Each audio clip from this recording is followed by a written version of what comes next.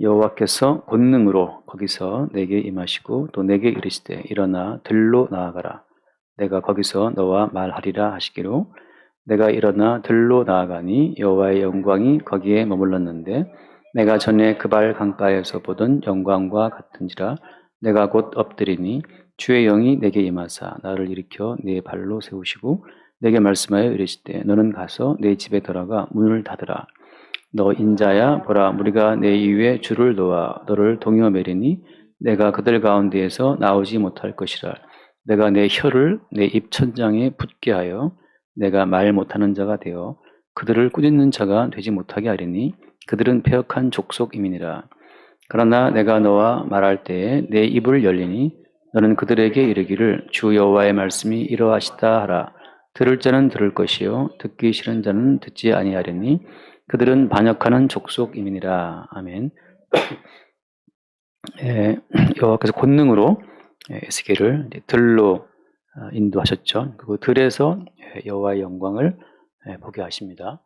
근데 여호와의 영광을 보고 나서 그 영광을 보고 나서 어떤 일이 벌어집니까? 우리가 여호와의 영광을 본 자들, 그러니까 우리가 뭐 흔히 말하는 간증을 통해서 듣잖아요, 많이. 주님을 만났다는 분들의 많은 간증을 듣고 그러는데 여호와의 영광을 만났던 에스겔에게는 어떤 일이 벌어지죠? 24절 말씀 보면 주의 영이 내게 임하사 나를 일으켜 내 발로 세우시고 내게 말씀하여 이르시되 너는 가서 내 집에 들어가 문을 닫으라. 영광을 보여주셨는데 그 영광을 보고 나서 에스겔을 자기 집에 감금시켜 버립니다. 이게 영광을 본 자기의 종을 그 집에다가 가택 연금 시키듯이 이렇게 집에 가두시는 거죠. 그리고 또 더 심한 것은 25절 말씀, 너 인자야 보라 무리가 내 위에 줄을 놓아 너를 동여 매리니 내가 그들 가운데서 나오지 못할 것이라. 영광을 본 자가 보지 못한 자들 그 무리로 말미암아 꽁꽁 이렇게 줄로 묶인 자가 된다고 하는 거죠. 그래서 움직일 수 없는 자들, 그 무리의 동여맴 가운데서 선지자는 움직이지 못하는 자가 된 거죠. 설상가상 더 심각한 것은 뭐냐? 26절에 내가 내 혀를 입천장에 붙게 한다. 말 못하는 자가 되게 한다. 그래서 벙어리가 되게 하신 겁니다. 집에 가두시고 무리의 밧줄로 꽁꽁 묶이게 하시고 그리고 아예 혓바닥조차 입천장에 붙어갖고 말을 못하는 벙어리가 되게 하셨다고 하는 거죠. 그러니까 영광을 봤는데 그 영광을 본 자의 따라오는 그 모습들은 참 이상한 모습으로 이제 주어지는 겁니다. 그래서 우리가 이걸 보면서 흔히 생각하는 것처럼 영광을 보았고 은혜를 입었으면 이제 막 나가서 막 복음을 전하고 말이죠. 세상을 뒤집어 엎고 막 그렇게 해야 될 것처럼 생각하는데 그렇지가 않고 오히려 가택에 연금시키고 무리들에 의해 밧줄로 묶이고 혓바닥조차도 못 움직이는 벙어리가 되게 하시는 것을 우리가 볼 수 있습니다. 이런 일은 왜 생기는 겁니까?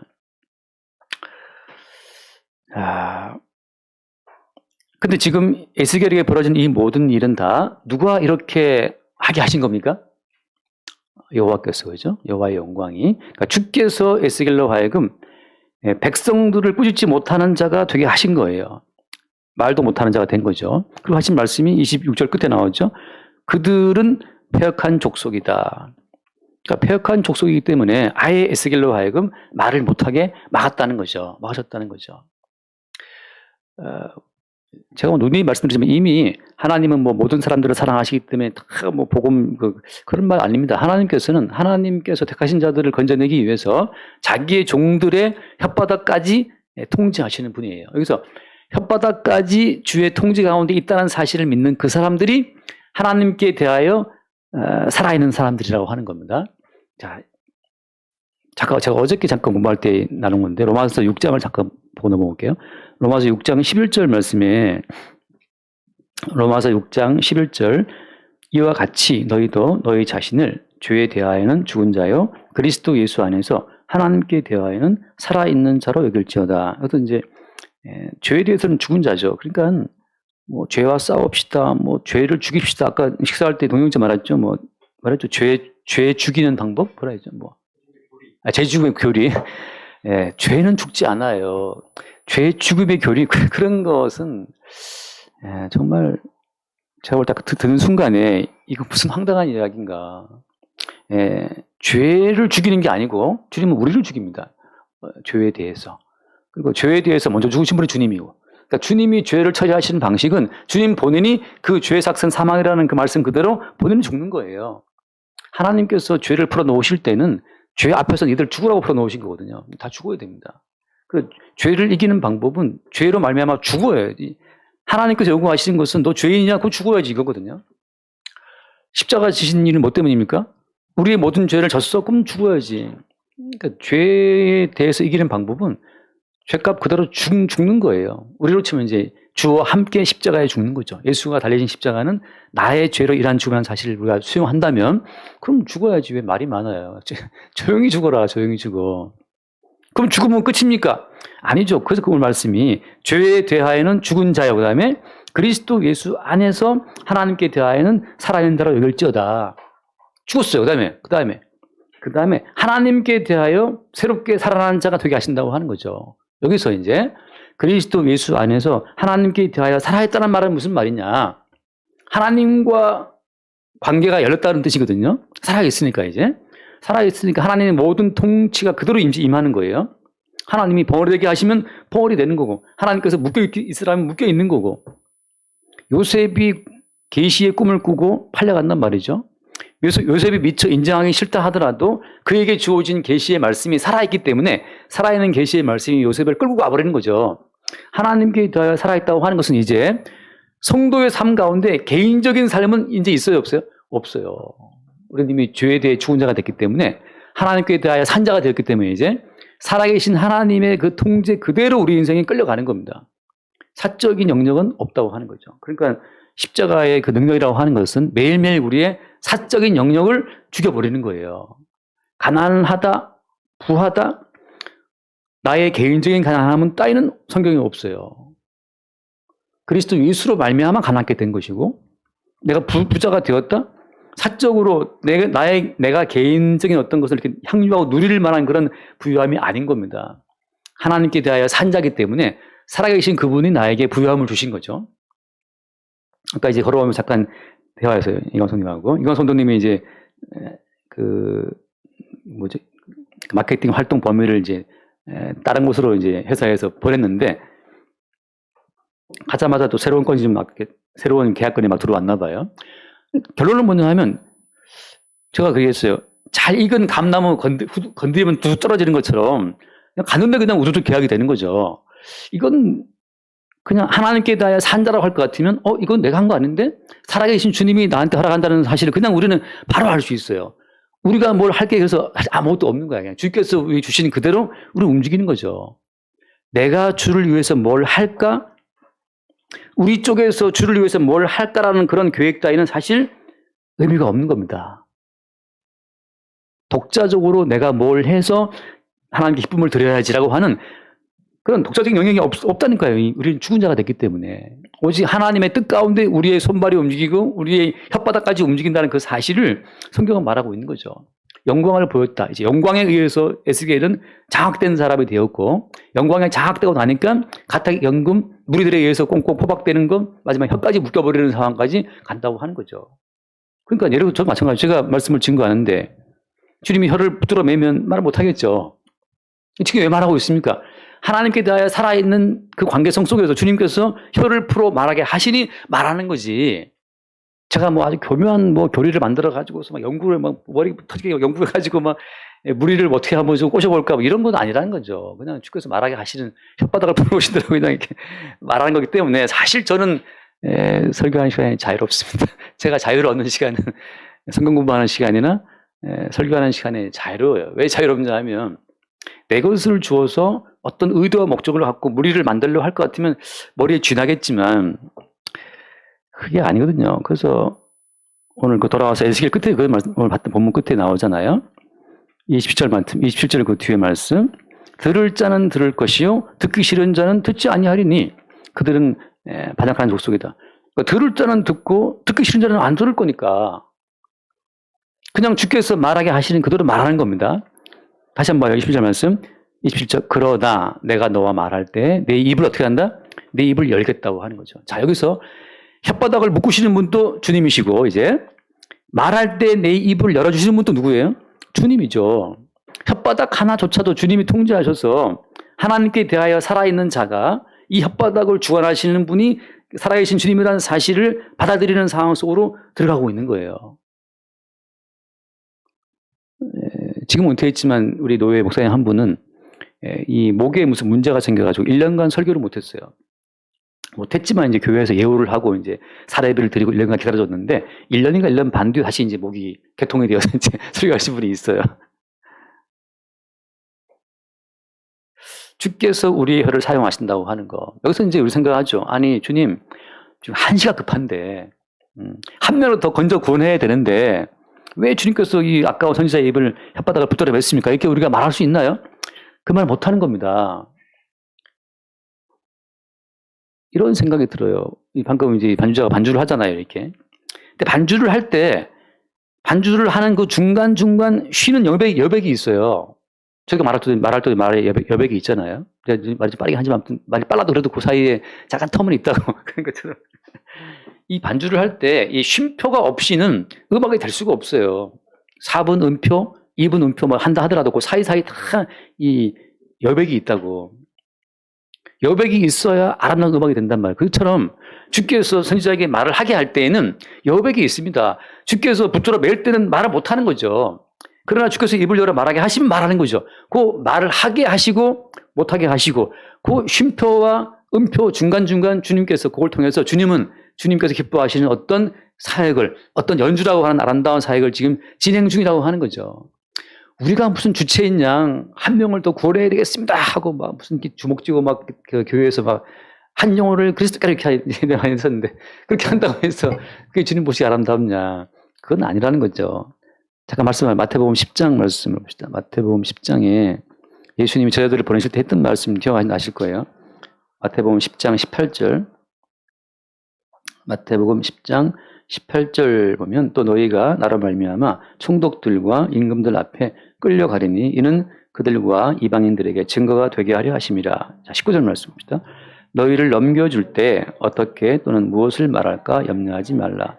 그때에 너희에게 할 말을 주시리니 이 중요해요. 말하는 이는 너희가 아니라 너희 속에서 말씀하시는 이 곧 너희 아버지의 성령이시니라. 말하는 주체가 너희가 아니고 너희 속에서 말씀하시는 이 너희 아버지의 성령이시다. 성령께서 말씀하시는 주체라고 하는 거죠. 그럼 우리는 뭐예요? 우리는 뭐냐? 우리 속에서 말씀하시는 그 성령의 음성을 듣고 그 성령의 활동 사항 자체를 증거하는 그 증언에 우리는 동참되는 거예요. 우리의 혓바닥이 복음을 증거하는 주님의 사역에 징발된 겁니다. 이 혀는 내 혀라고 생각했지만 주께서 우리 혓바닥을 에스겔처럼 붙여버리면 말 못하는 거잖아요. 그러나 주께서 말하게 하실 때 말하게 된다고 하는 거. 그러니까 우리 혓바닥 한번 움직임조차도 사실은 주의 통제 가운데 있다 하는 것을 보게 되는 사람들이 하나님께 대하여 산자라고 하는 거죠. 그러니까 제가 하는 말이 구태여 말하기 싫을 때는 말하지 말아라. 제가 전도를 다닐 때는 한 5년간 전도했는데 그때는 말하기 싫어도 해야 되고 전사 시절이었으니까 무조건 나가서 두드리고 벨 누르고 무슨 예수 믿냐고 물어보고 많이 말을 붙여야 되는데 이게 굉장히 힘들었어요. 그러나 말하는 이는 너희가 아니고 너희 아버지의 성령이시다고 하는 거. 우리 생각할 때는 우리가 뭔가를 해야 하지 않겠나? 그렇지 않다는 거죠. 말하시는 그분의 어떤 인도하심을 따라 우리는 간다고 하는 거예요. 여기에서 이제 한번 뒤 넘겨보세요. 같은 맥락으로 제가 말씀드리겠습니다. 마태복음 12장 넘겨보면 마태복음 12장에 거기 그런 얘기 몇 절에 있죠? 요나의 표적이 몇 장에 나와요? 12장 38절 말씀 볼게요. 38절 그때에 서기관과 바리새인 중 몇 사람이 말하되 선생님이 우리에게 표적 보여주시기를 원한나이다. 표적을 구하는 사람들은 다 자기 세계를 만들어 놓고 사적인 자기 영역을 만들어 놓고 그 자기 세계를 확장하기 위한 표적을 다 요구하는 거예요. 그 다음 39절 예수님 대답하여 이르시되 악하고 음란한 세대가 표적을 구하나 선지자 요나의 표적밖에는 볼 표적이 없다. 악하고 음란한 세대의 특징이라는 것은 자기 세계가 있다고 하는 거예요. 내 혓바닥은 내 것이고 내 몸은 내 것이고 내 집은 내 집이고 아무튼 본인의 무슨 계획이 있어요. 그 계획 가운데 뭐도 포함됩니까? 그 계획 가운데 목사님 치면 목회도 포함되는 거고 선거도 포함되는 거예요. 그 다음 말 40절 말씀.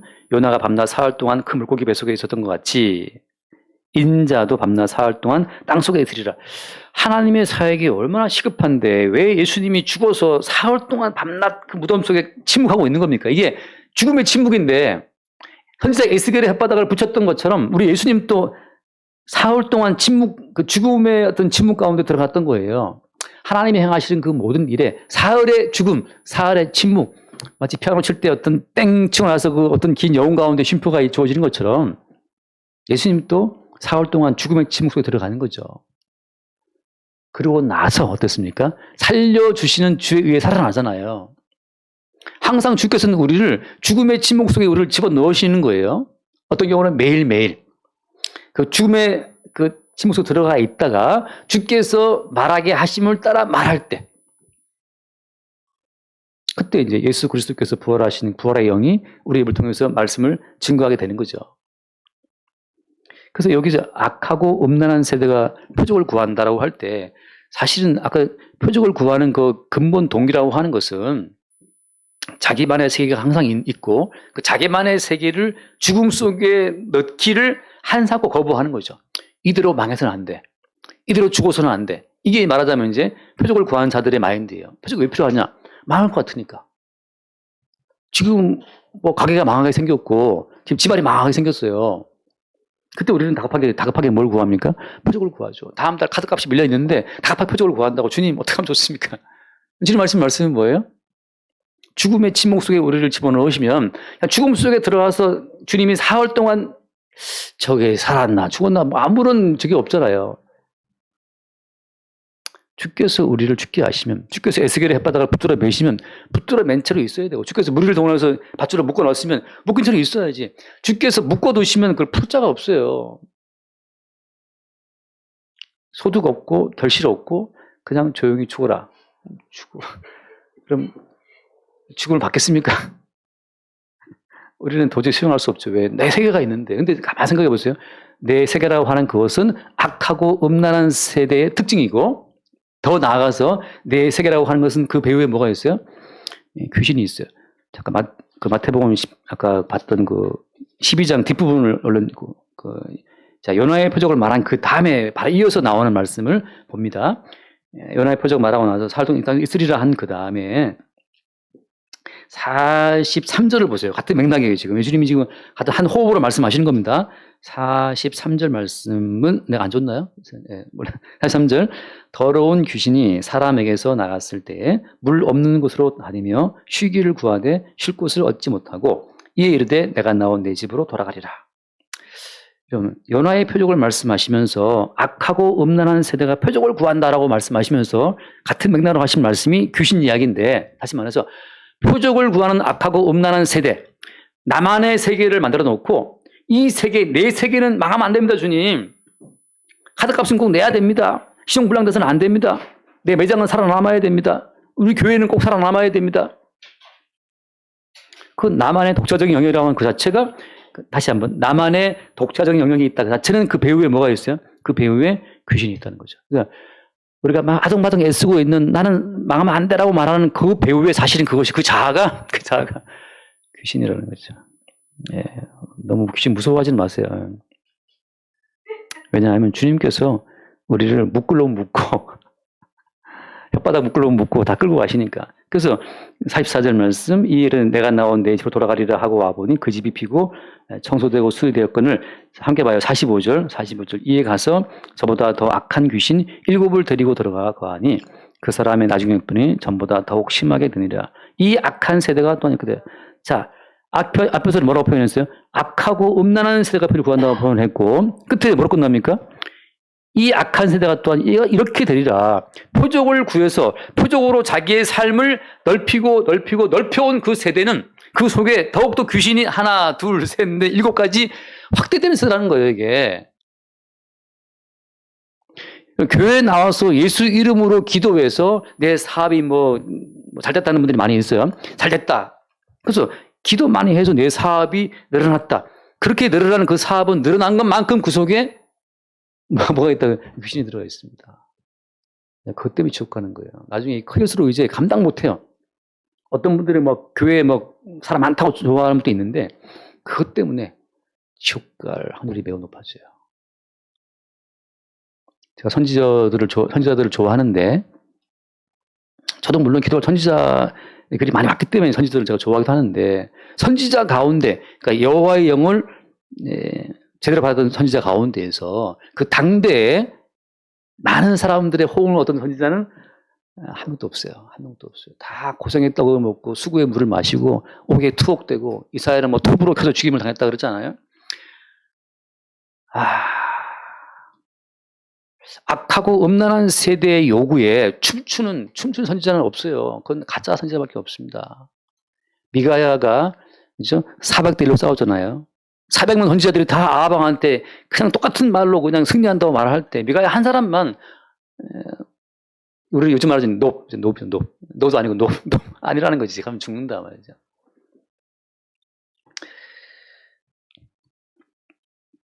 악하고 음란한 세대, 자기만의 영역을 갖고 있는 사람. 주님, 이 사업은 망하면 안 되고 내 인생은 망하면 안 되고 내 교회죠. 내 교회 망하면 안 되고 망하면 나 창피할 것 같고 뭐 아무튼 복잡한데 그 창피하다는 타인을 의식하는 것 자체가 사실은 다 그 속에서 이제 귀신이 너 예수 믿는 사람이 그러면 되겠냐.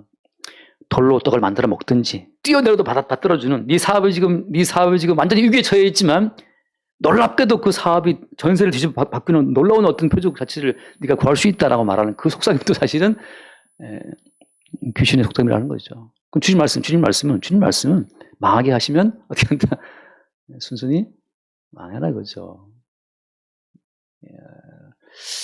그걸 유래라고 합니까? 근데 저 유래하라는 건 아니고 성경은 그렇다 이거죠. 그럼 어떻게 살아납니까? 돌아와서 마칠게요. 돌아와서 27절 말씀, 27절. 그러나 내가 너와 말할 때 내 입을 열리니 너는 그들에게 이르기를 주 여호와의 말씀이 이러하시다 하라.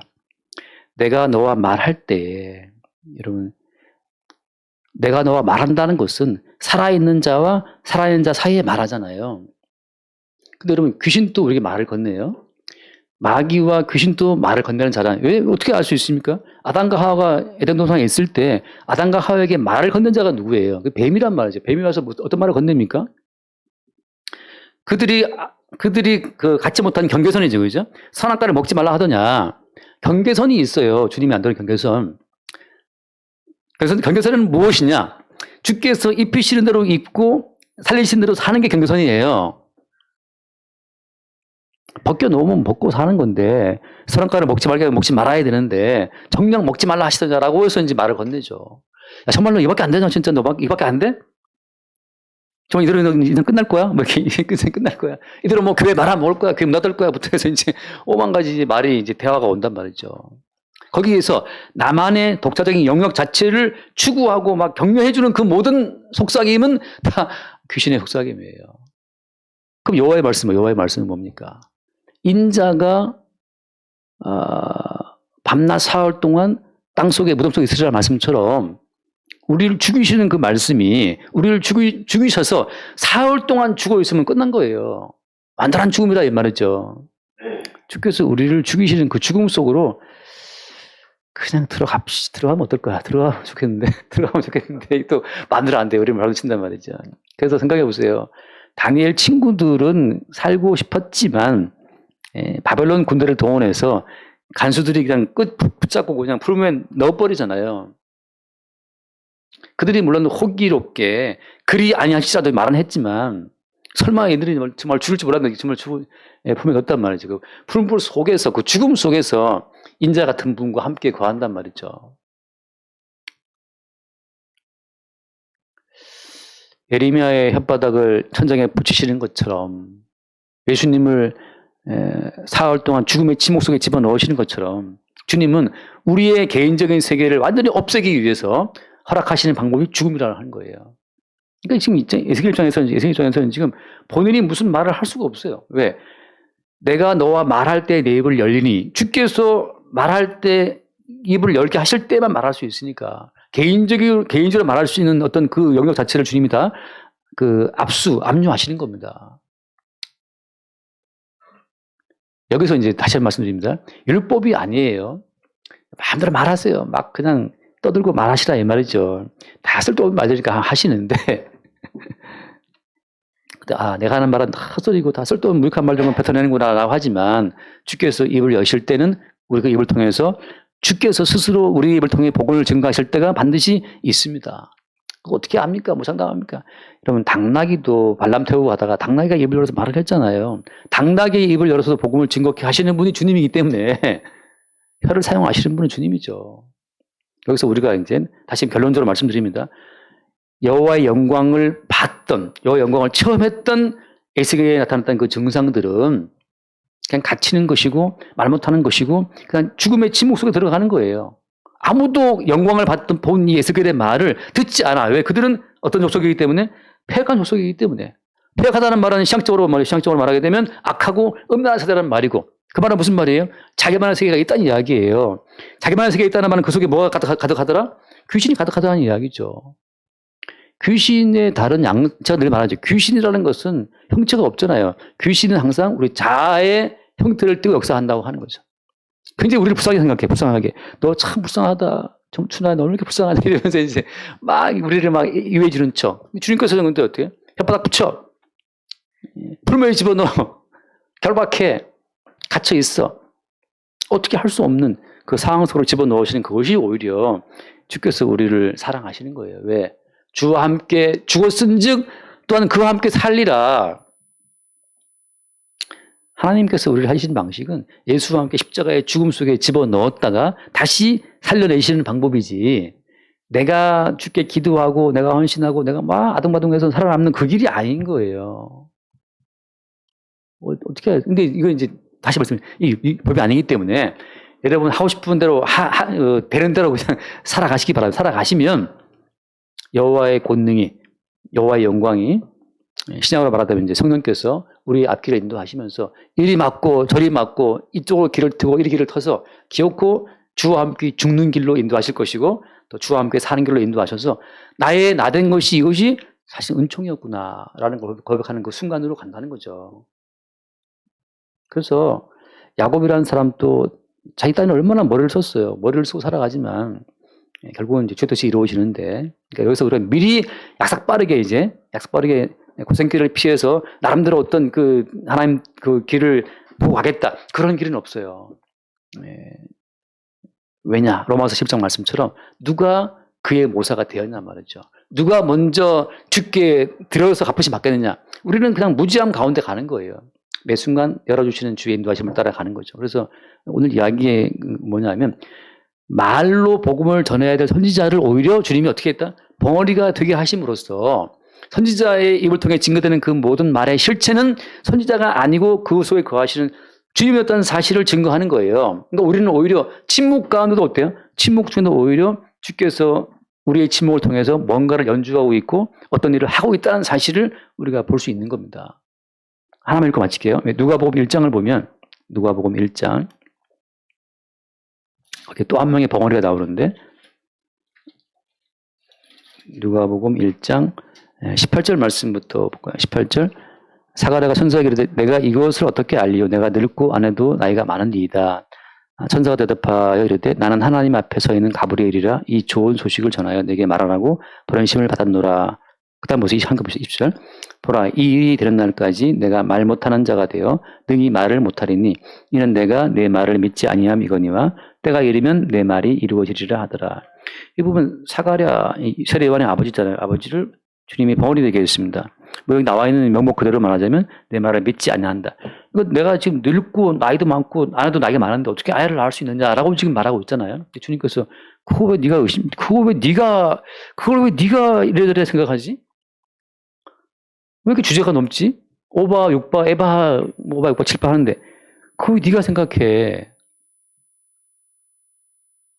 그럼 우리가 우리 인생에 대해서 성공한다, 실패한다, 망한다, 잘 된다? 그걸 왜 네가 걱정하지? 그거 완전히 오바예요. 왜냐하면 우리 자체가 지금 밖에서의 신분이 주님 거로 지금 바뀌었다고요. 지금 우리가 거기에서 지금 난 나이 많은데요, 나는 가난한데요. 나라고 하는 거 나 그게 누구라고? 그 귀신이에요. 우리에게는 나가 없어요. 그래서 야 너 왜 네가 뭐 나이 들었니 뭐 네가 무슨 나이가 늙었느니 뭐 네가 말이 많아. 되게 건방지네. 왜 이렇게 의심도 많고 건방져. 너 오바 지금 에바 육바 했어. 넌 말 못할 거야 이거예요. 왜? 믿지 않는 그 주저없는 자기가 자기 인생의 주인이라고 지금 그 오버하고 있기 때문에 그 주저없는 가운데서 하는 그 모든 말은 어때요? 그 모든 말에는 다 악한 영이 묻어 있어요.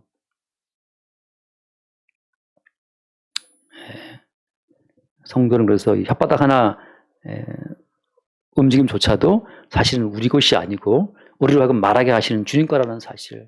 그러니까 주께서 말하게 하시면 그냥 뭐 수다 떨고 그냥 혓바닥 움직이는 대로 그냥 말하세요. 말하고 나서 야 주님이 참 잔뜩 이제 그 수다 떤 다음에 주님이 나에게 말할 수 있는 혀를 주셨다. 그냥 감사하시면 됩니다. 나는 절제, 나는 말 못해, 난 이 무거운 사람이야. 본인이 또 본인 법으로 살 것도 없고 말하게 하시면 하고 자유롭게. 왜? 주님은 그렇게 해서라도 계속 쉼표와 그리고 연주하는 그 어떤 악기 소리와 이게 겸비되면서 음악이 나오는 것처럼 주님은 우리 인생을 통해 그렇게 연주하시는 거예요. 우리를 못되게 했다, 잘되게 했다. 좋은 날도 있다가 이렇게 왔다 갔다 하는 것처럼 말이죠. 그렇게 우리는 주에서 쓰임받고 있다고 하는 거. 그게 패역한 자가 아니고 주님 사나 죽으나 가난하나 부하나 높으나 낮으나 이미 나는 주의 것으로 편입됐으니까 뜻대로 하시옵소서. 거기서 이제 우리 인생이 가는 거죠.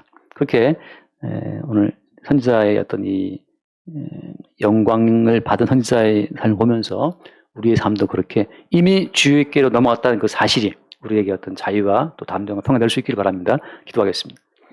주님 감사합니다. 기껏 주께서 본능으로 영광을 보이시고 기껏 영광을 보이신 선지자의 또 그 혓바닥을 천정에 붙여서 말 못하게 하는 것을 우리가 봅니다. 사나 죽으나 우리가 우리 것이 아니라 주의 것 되었음을 매 순간 보게 하시고 주께서 말하게 하심을 따라 말하며 주께서 일하게 하심을 따라 일할 수 있는 사나 죽으나 주의 것으로 존재할 수 있도록 우리를 인도하여 주옵소서. 우리 주 예수님을 기도드립니다. 아멘.